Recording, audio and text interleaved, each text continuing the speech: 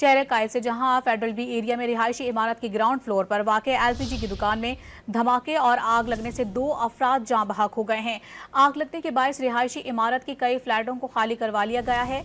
Rashid Minhas road पर बदतरीन traffic इस वक्त जाम है। गुलशन इकबाल से सोहराबगोट जाने वाली सड़क पर गाड़ियों की कतारें लगी हुई हैं।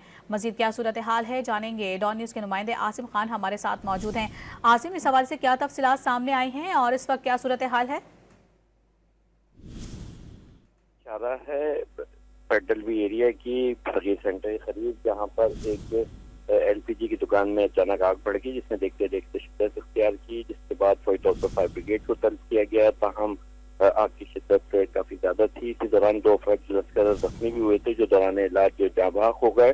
ताहम फायर ब्रिगेड की 2 गाड़ियां जो है मौके पर पहुंचकर इस वक्त आग पर काबू पा लिया है। ताहम इस दौरान जो है गाड़ियों की लंबी कतारें लग गई और ट्रैफिक जाम हो गया था, क्योंकि देखा जा सकता है कि आग के बहुत ज्यादा तेज शोले थे, क्योंकि एलपीजी की आग थी। और बताया ये जा रहा है कि फिलिंग के दौरान जो है अचानक आग भड़की है। और इस तरह के वाकयात पहले भी शहर में रोनुमा हो चुके हैं, लेकिन रिहायशी इमारतों के नीचे से एलपीजी की दुकानों का खात्मा मुमकिन नहीं बना। जी, शुक्रिया आपका।